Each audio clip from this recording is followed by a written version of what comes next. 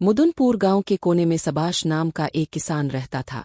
इसकी बीवी सरला और दो बेटियां कमकम 12 साल और पूजा 8 साल इसके साथ थीं। खेत ही उनके गुजर बिसर का जरिया था। घर के सभी लोग मिलकर खेती बाड़ी में हाथ बटाते थे। सबाश को अपने दो बैलों शंकर और शंब्याव से बेहद मोहब्बत थी। ये बैल सिर्फ कमाई का जरिया नहीं बल्कि इसके फखर और घर की जान थे। पूरे गांव में उन बैलों की शोहरत थी। दोनों खूबसूरत, तेज और निहायत समझदार। हर शादी, मेले या त्यौहार में जब ये नाचते तो सबके दिल खुश हो जाते। अक्सर पड़ोसी उन बैलों को महंगे दामों खरीदने की कोशिश करते, मगर सबाश हर बार कहता, मैं अपने बैल नहीं बेचूंगा, ये मेरे बच्चे हैं, मेरा गुरूर हैं। रात भर जोरों की बारिश होती रही। पूरा गांव सो गया था, लेकिन जगतराम और इसका बेटा वीरेंद्र अपनी बुराई में मसरूफ थे।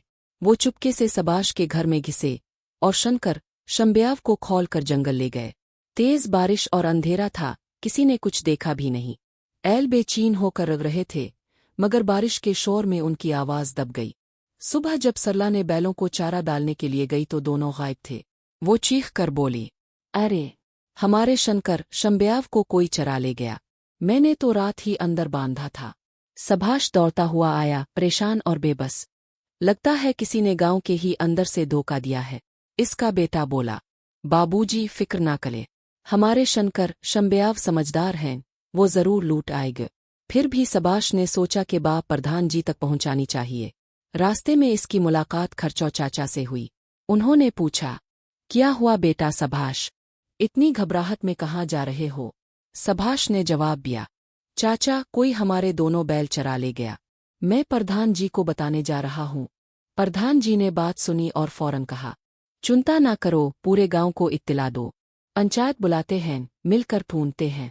इसी वक्त जंगल में एक अजीब मंजर था। शंकर ने अपनी अक्ल से शंब्याव की रस्सी तोड़ी, फिर दोनों ने मिलकर दूसरी रस्सी भी खोल दी।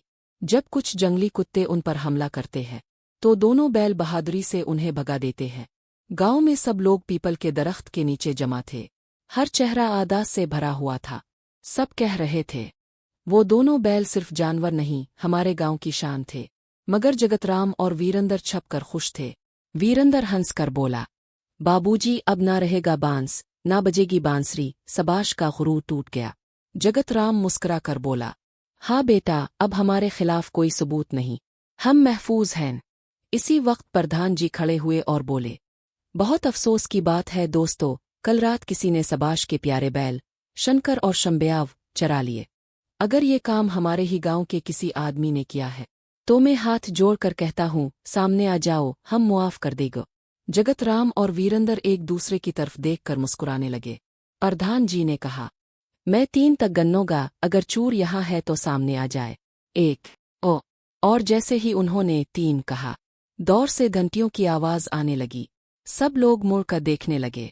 शंकर और शंब्याव बोते हुए आ रहे थे। उनके गिले की घंटियां बज रही थीं, मिट्टी उड़ रही थी और आंखों में पहचान की चमक थी।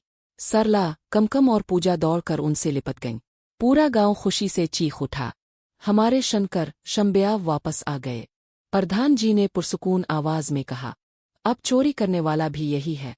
अगर इसने छुपने की कोशिश की तो खुदा भी नहीं बचा सकता। सबाश ने प्यार से कहा, मेरे प्यारे शंकर शंब्याव, बताओ तुम्हें कौन चरा के ले गया था? बैलों ने जोर से गरज कर जगतराम और वीरेंद्र की तरफ देखा और सीधा उनके पास जाकर उन्हें अपनी सींगों से धक्का दे दिया।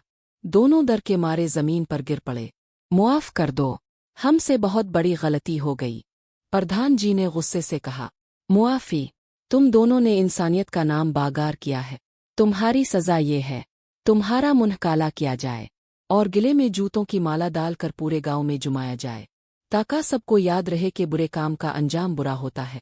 शाम तक दोनों का मुंह काला करके गधे पर बिठाया गया और पूरे गांव ने देखा कि इंसाफ हो गया।